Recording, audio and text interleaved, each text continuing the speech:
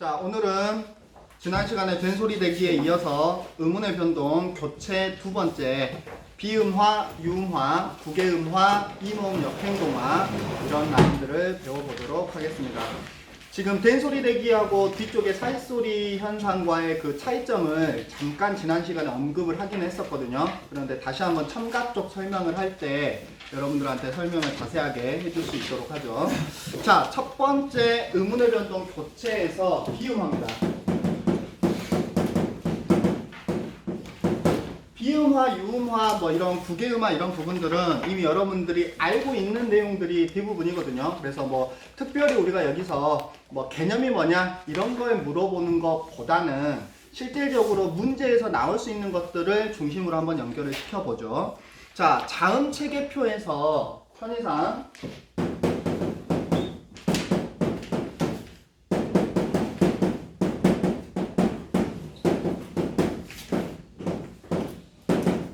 바다사자가 파티축하 마니아라 히읗 라인에서 음절의 끝소리 규칙은 가느다란 물방울이라고 그랬거든요. 받침이 위에 브드그, 밑에 마니아라 라인 중에 하나로 바뀌어서 소리가 나는 게 음절의 끝소리 규칙이었는데 비음화라고 하는 건 간단히 설명을 하죠. 뭐 나와 있는 개념은 여러분이 정리를 하고 그 다음에 선생님은 좀 다르게 설명을 합니다. 앞말의 받침과 뒷말의 첫 소리가 연결이 돼서 발음이 되는데 부드그 마냐라가 연결이 돼 있어요. 그래서 부드그 또는 리을이 뭐 순서는 바뀌어도 상관이 없습니다. 미음이나 니은이나 이음과 만났을 때 비음인 것과 비음이 아닌 것들이 만났을 때 뭐로 바뀌느냐? 비음인 미음이나 니은이나 이음으로 바뀌는 걸 우리는 비음화라고 해요.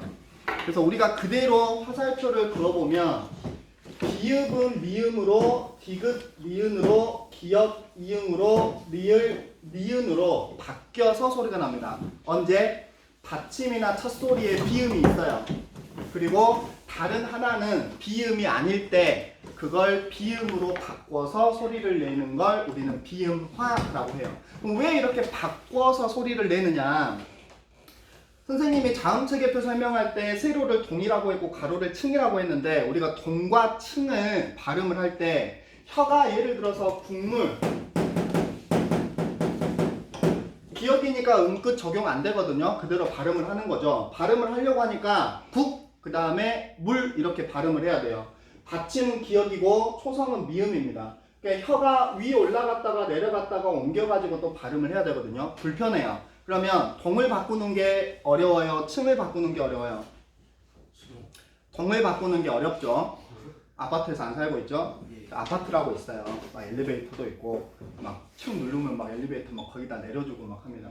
우리가 일반적으로 동과 층을 바꾸는 것 중에 동을 바꾸는 게 어려워. 혀가 옆으로 이동하는 게 어렵단 말이에요. 위아래로는 쉬워요. 비교적. 그래서 기역 발음하고 미음 발음하면 동도 바꿔야 되고 층도 바꿔야 되니까 어차피 두 개 다 못 바꿀 바에는 어떻게 해주면 되느냐? 층이라도 똑같이 만들어주면 혀가 바로 왔다 갔다 이렇게 할 수가 있는 거죠. 그래서 기역이 뭐로 바뀌어요? 미음을 닮아가지고 이음으로 바뀝니다. 예를 들어서 종로 마찬가지죠. 이응과 리을이죠. 동그라미 칩니다. 이응과 리을 동이 다르고 층이 달라요. 근데 이응이 밑에 내려오면 빈칸이잖아요. 리을이 올라가서 종로가 돼요. 그럼 이런 경우는 어떨까요?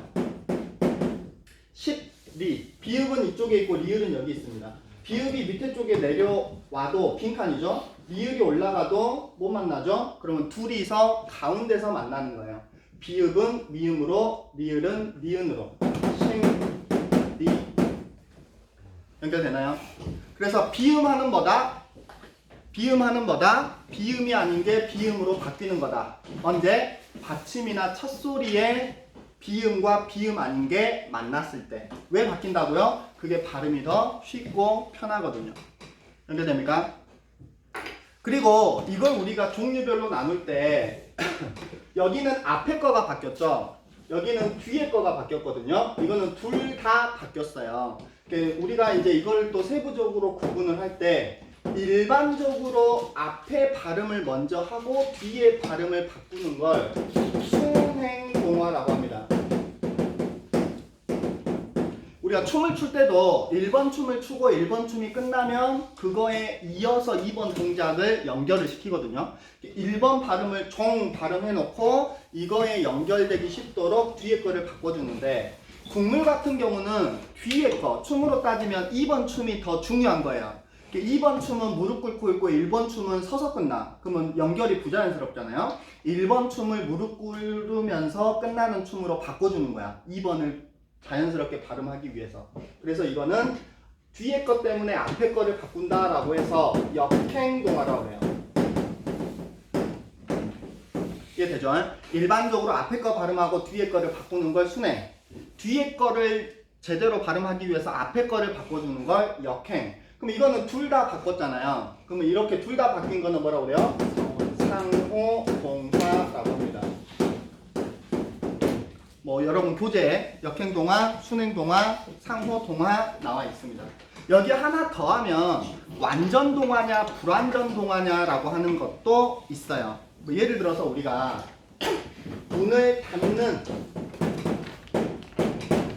디귿, 니은이잖아요. 그러면 디귿 밑으로 내려오면 되겠죠?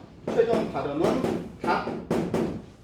다시 디귿 라인이 아니고 니은으로 바뀌죠?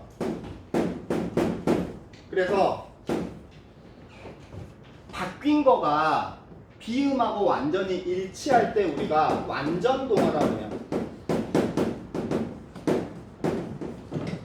이거 같은 경우는 바뀌었는데 지금 서로 다르잖아요. 이런 건 불완전동화. 이것도 불완전동화. 이것도 불완전동화. 고구려 백제 신라 리을로 바뀌었죠. 완전동화라고도 합니다. 뭐 이미 여러분이 알고 있는 개념이죠. 두 번째, 그러면 똑같은 과정으로 우리가 유음화도 설명을 할 수가 있거든요. 리을과 다른 게 있을 때 리을로 바뀌는 걸 유음화라고 하는데 딱 하나밖에 없습니다. 니은이 리을로 바뀌는 경우밖에 없어요. 자, 그러면 유음화를 우리가 정의를 할 때 이렇게 설명하죠. 니은 플러스 리을이 만나요. 순서는 관계없습니다. 리을, 니은이 됐던 니은, 리을이 됐던 앞말의 받침과 뒷말의 첫 소리에 리을, 니은이 나왔을 때 동시에 두 개가 소리 나는 경우는 없습니다. 왜냐하면 불편해요. 그러면 방법은 두 가지죠. 니은, 니은으로 소리가 나거나 리을, 리을로 소리가 나는데 이때 리을, 리을로 소리가 나는 거를 우리는 뭐라고 그런다? 음화라고 한다.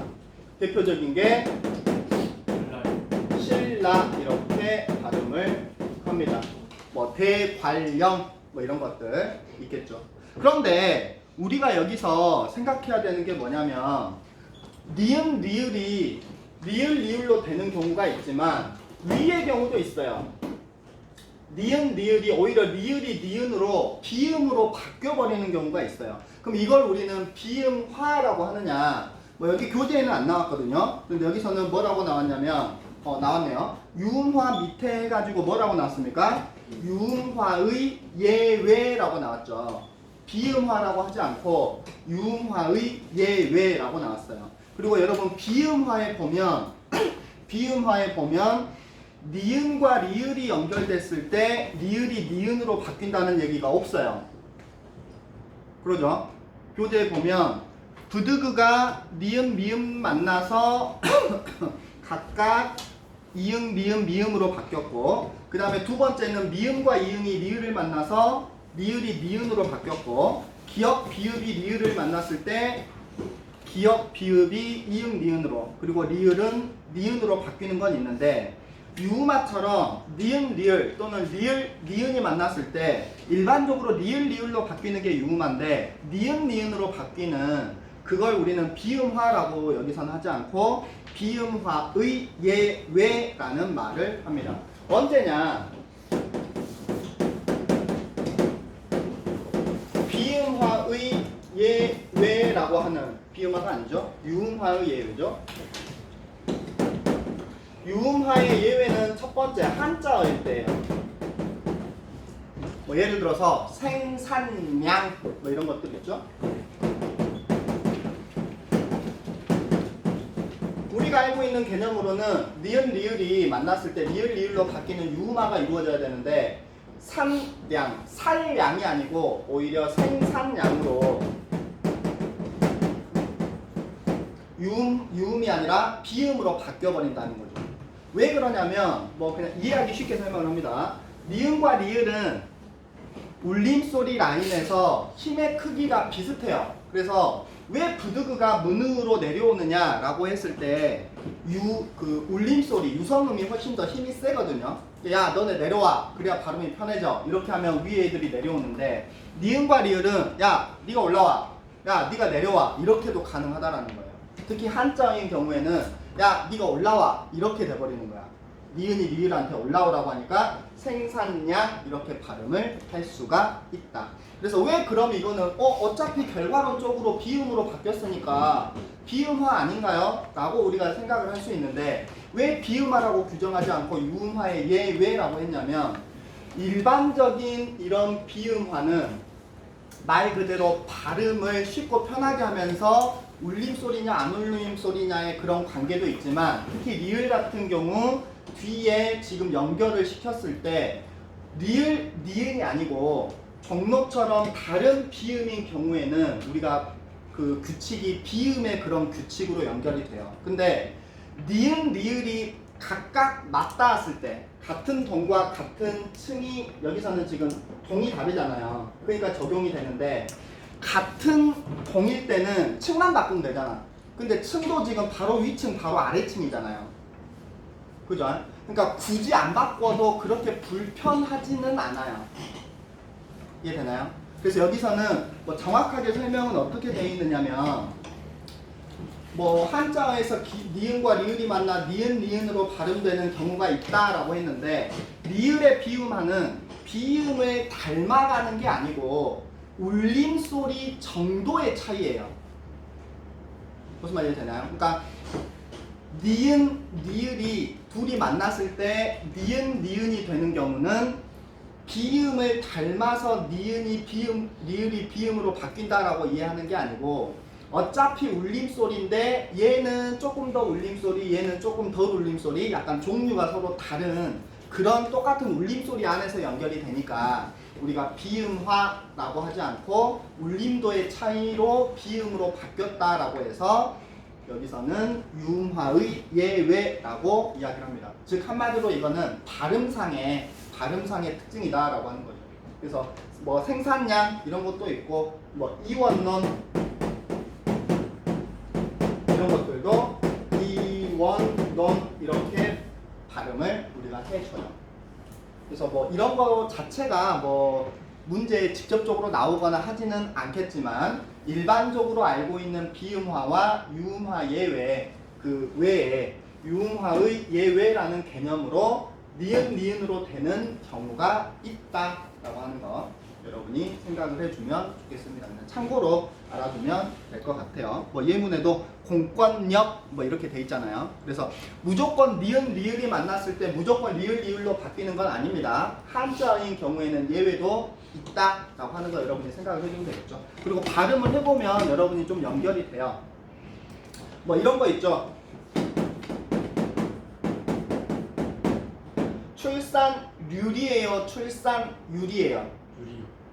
률 같은 경우는 모음으로 끝났거나 밑에 울림소리가 연결되면 율이에요. 이것도 일부러 회피를 하는 거죠. 왜냐면 니은 리을이 있으니까 힘이 비슷한 애들이 있으니까. 반면에 여기서는 뭐 사고율 마찬가지 모음으로 끝났을 때 사고율이고 뭐 여기서는 참석 그 다음에 율일까요? 률일까요? 여기는 률입니다. 참석률, 그 다음에 출산율, 사고율. 율이라고 하는 것 자체가 지금 한자기 때문에 표기 자체를 이런 식으로 나눠주기도 한다. 참고로 여러분이 잡아주면 좋겠네요. 그래서 비음화와 유음화 동시에 선생님이 설명을 했습니다. 유음화는 비음인 니은이 앞뒤에 오는 유음의 영향을 받아서 유음으로 바뀌는 거, 뭐 칼날, 뭐 달른 같은 경우도 이제 겹받침 같은 경우도 연결이 됩니다. 여기서는 이제 근력, 할래 뭐 이런 부분도 마찬가지.